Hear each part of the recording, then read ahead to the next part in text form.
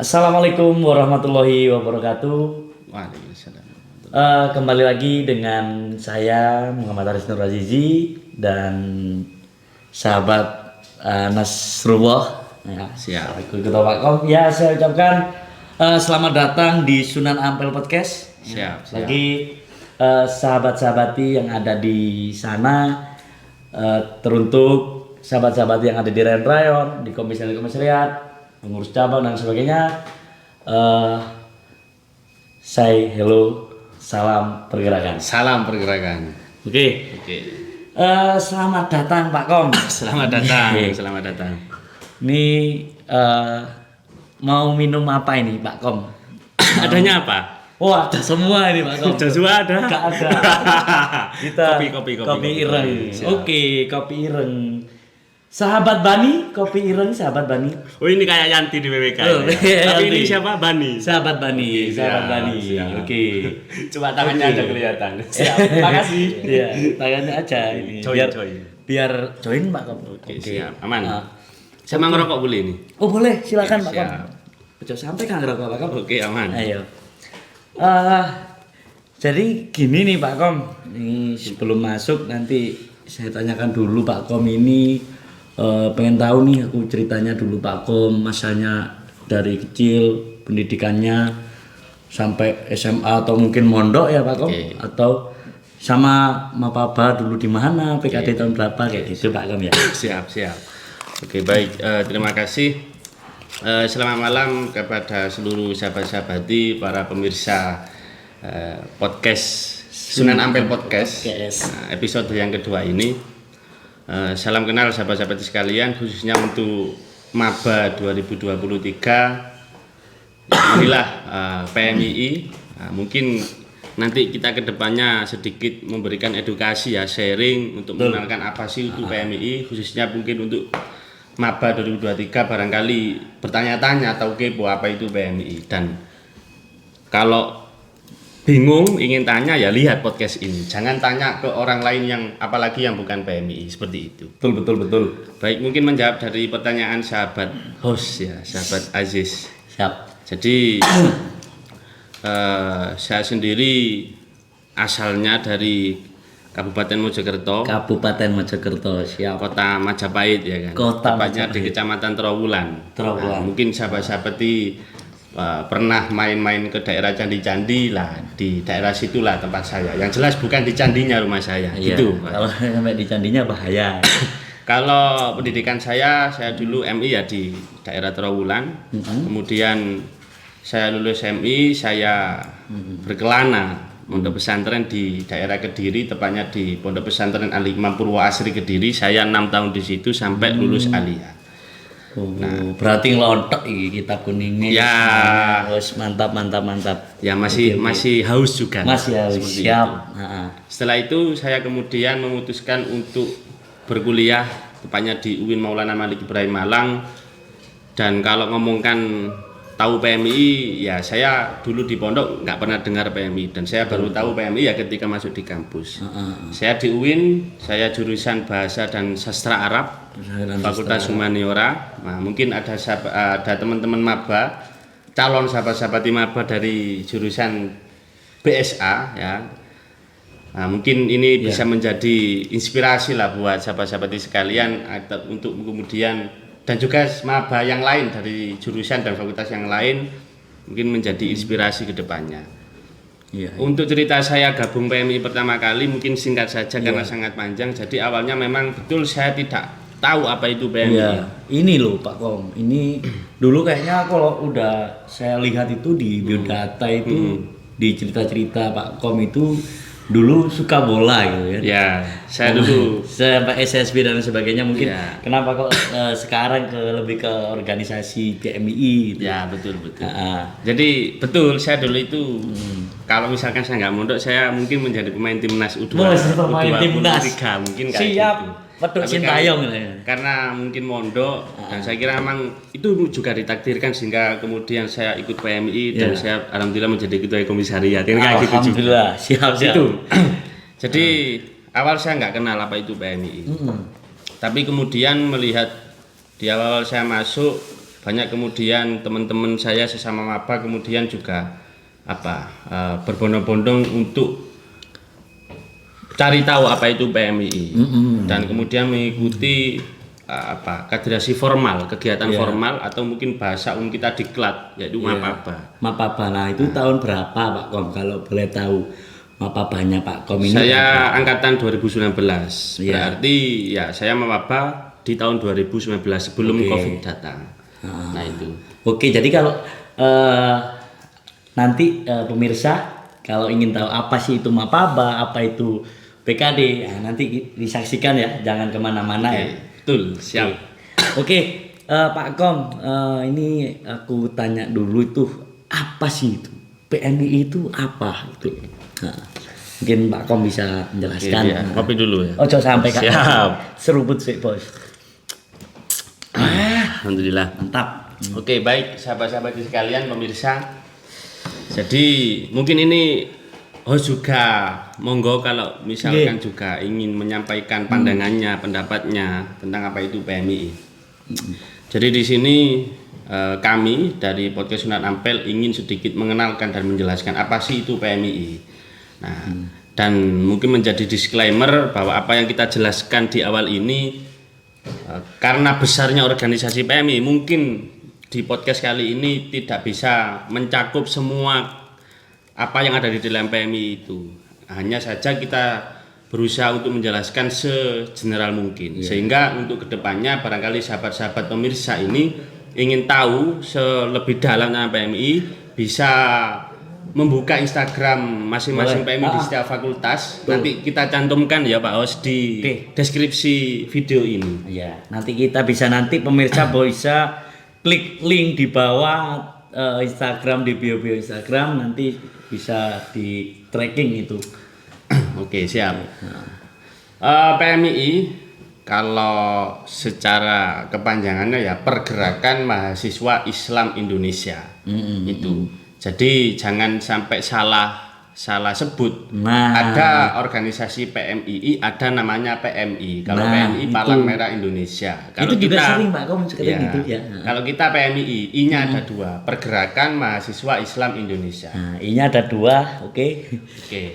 Nah, secara umum bahwa PMII ini adalah satu organisasi mahasiswa.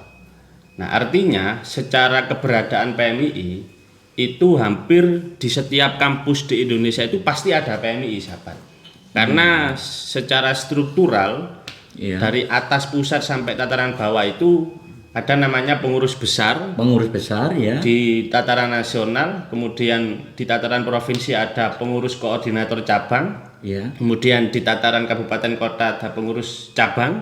Di tataran kampus, universitas atau perguruan tinggi ada namanya komisariat. Sampai pada tataran setiap fakultas itu ada namanya pengurus rayon, seperti itu. Jadi hampir di setiap kampus pasti ada yang namanya PMII, seperti itu. Mungkin kalau secara definisi umumnya ini Pak Kom, ya definisi umumnya, terus kemudian orientasinya itu apa, mungkin bisa dijelaskan juga. Siap. Kadang kan itu bingung itu. Ngapain itu? Betul sekali. Nah, mungkin sedikit melanjutkan bahwa kalau di UIN Malang sendiri PMII ini juga hadir ada di setiap fakultas. Jadi enak itu ya. Di UIN ini kan ada 7 fakultas, sahabat Aziz. Jadi sudah bisa dipastikan ada 7 PMII di setiap fakultas. Mungkin saya sebut satu persatu ya. Iya, boleh. Di Fakultas Tarbiyah itu ada namanya PMII Rayon Kawah Condro Dimuko. Kemudian kalau di Fakultas Humaniora ada namanya PMII Rayon Perjuangan Ibnu Aqil. Kemudian yang ketiga dari Fakultas Syariah itu ada namanya PMII Rayon Radikal Al Faruq. Kemudian yang keempat dari Fakultas Ekonomi ada namanya PMII Rayon Ekonomi Muhammad Hatta. Yang kelima Fakultas Psikologi ada namanya PMII Rayon Penakluk Al Adawiyah. Keenam, Fakultas Saintek. Saintek. Ada namanya PMI Rayon Pencerahan Galileo. Pencerahan Galileo. Dan terakhir, Fakultas Kedokteran dan Ilmu Kesehatan ada namanya Rayon Penyelamat Ja'far Saifuddin. Ada 7 rayon, ada 7 PMI di masing-masing fakultas. Sehingga barangkali pemirsa yang dari Maba 2023 dari setiap fakultasnya, kalau kemudian ingin tahu PMI secara mendalam, bisa kemudian menanyakan atau ngobrol lah dengan mas-mas mbak-mbaknya yang ada di PMI di masing-masing fakultasnya. Seperti itu. Jadi setiap fakultas di UIN itu memiliki rayon ya Pak Kom ya? Ada, betul ada PMI-nya. Nah, kita komisariat ini menaungi daripada 7 PMI yang ada di tiap fakultas. Karena kita menaungi satu universitasnya. Seperti itu. Jangan lupa dicatat buat adik-adik mata yang ada di rumah. Betul. Yang sekarang masih bingung, silakan dicatat itu. Betul sekali. Oke Pak Kom, itu lanjut ke pertanyaan yang tadi. Oke, siap. Terkait yang ditanyakan oleh Pak Host tadi, sahabat Aziz, bahwa organisasi PMI ini adalah satu organisasi kemahasiswaan. Artinya secara keberadaan PMI di kampus ini adalah untuk mengembangkan minat bakat dan potensi para mahasiswa di UIN Malang, minat keorganisasian, ataupun minat dan bakatnya, ataupun ada beberapa kegiatan-kegiatan atau aktivitas di PMI yang itu bisa mendukung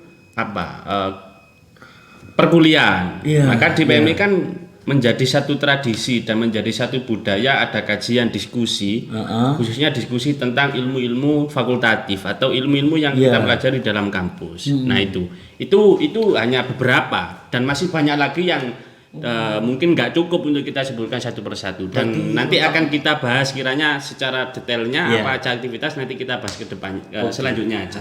Jadi itu lengkap sekali ya Pak Kom ya. Betul. Kalau kita ikut PMI itu lengkap sekali ya. Ada akademik, non akademiknya juga dapat. Betul sekali. Ke akidah juga oke. Betul, leadership juga dapat. Mantap semua itu ya. Jadi kita harus wajib itu wajib. Betul. Kalau menurutnya sahabat host sendiri, mungkin juga ada pengalaman atau pandangan tentang apa sih itu PMI, seperti apa? Kalau menurut saya itu PMI itu adalah organisasi mahasiswa yang sangat indah dan wajib hukumnya untuk masuk gitu, karena di situ banyak sekali pemahaman, pengalaman dan sebagainya yang tidak pernah diajarkan, yang di situ kita diajari di sana. Yang itu kita dikasih paham tuh di sana. Nah itu penting itu. Jadi di sana banyak materi-materi yang mungkin nggak diajarkan di kampus atau di organisasi lain. Nah itu saya rasa sangat penting hukumnya kita masuk di sana agar tahu itu seperti itu Pak Kom. Mungkin ini Pak Kom ini sejarah nih. Kita mau lanjut sejarah dulu atau nerusin yang barusan? Ya mungkin sebelum lanjut sejarah, mungkin sahabat Tos ini tadi sebegitu pentingnya untuk ikut PMI karena beliau ini ya sudah sudah lama ada di PMI, sehingga kemudian mungkin menjadi ingin sharing lah kepada para pemirsa ini bahwa memang perlu sekali kita ini bergabung dengan organisasi mahasiswa. Salah satunya adalah Pergerakan Mahasiswa Islam Indonesia. Salam pergerakan. Salam pergerakan. Lanjut. Pak Kom, ini terkait sejarah nih Pak Kom. Kita ulik dulu nih sejarahnya kayak mana tuh PMI di Malang. Baik. Di sana. Terkait sejarah PMI sendiri memang sangat panjang. Tentunya bagaimana kemudian proses berdirinya PMI dari awal hingga saat ini. Dan untuk di podcast ini mungkin secara singkat mungkin saya akan berikan jawaban, dan barangkali sahabat host nanti juga ingin menyampaikan juga. Jadi kalau ngomongkan sejarah PMI, secara kapan PMI ini berdiri, itu adalah pada tanggal 17 April 1960. Artinya 1960 sampai 2023 PMI ini adalah bukan organisasi yang baru lahir dan bukan organisasi yang muda. Tapi PMI ini adalah organisasi yang usianya sudah tua lah. Artinya sudah lama PMI ini ada. Dan sekali lagi PMI adalah organisasi yang sangat besar sekali. Seperti itu. Itu kalau ngomongkan kapan waktu berdirinya. Yang jelas awal berdirinya PMI itu adalah diinisiasi atau diprakarsai oleh beberapa mahasiswa yang tentunya berideologi Ahlussunnah wal Jamaah, yang saya pahami juga Nahdliyin, ya kan? Nah, mereka saat itu ingin membuat satu organisasi besar yang kemudian lahirnya yang namanya adalah Pergerakan Mahasiswa Islam Indonesia. Kalau mungkin pemirsa ingin tahu lebih mendalam, bisa kok itu banyak di Google, di website maupun di YouTube. Banyak yang menjelaskan tentang sejarah berdirinya PMI seperti itu. Tapi tentu yang sebetulnya ingin saya tekankan di sini adalah bahwa PMI ini berdiri, ini didirikan oleh para tokoh-tokoh yang sangat hebat sekali, para pendiri-pendiri yang sangat hebat sekali. Dan husnuzon saya, meskipun saya tidak lahir pada zaman itu, saya yakin bahwa para perintis dan para penerus PMI pada zaman dulu, tentunya kalau ngomongkan beliau adalah tokoh-tokoh besar, beliau adalah para ulama, beliau adalah para kiai. Karena itu terbukti di dalam beberapa produk hukum PMI. Salah satunya contoh NDP, nilai dasar pergerakan. Mungkin kita tahu ada tauhid, hablum minallah, hablum minannas, hablum minal alam. Itu kan bahasa-bahasa yang di dalam Islam. Khususnya saya pasti para pendiri PMI dulu untuk mendirikan PMI tentunya ya mereka berlandaskan keilmuan. Betul. Untuk kitab-kitab kuning. Artinya yang kita tekankan di sini adalah bahwa PMI ini didirikan oleh tokoh-tokoh yang sangat hebat. Para ulama, para kiai. Pastinya seperti itu, dan tidak jauh beda dengan berdirinya Nahdlatul Ulama. Saya kira seperti itu. Sangat keren sekali ketika PMI hadir untuk kalangan mahasiswa organisasi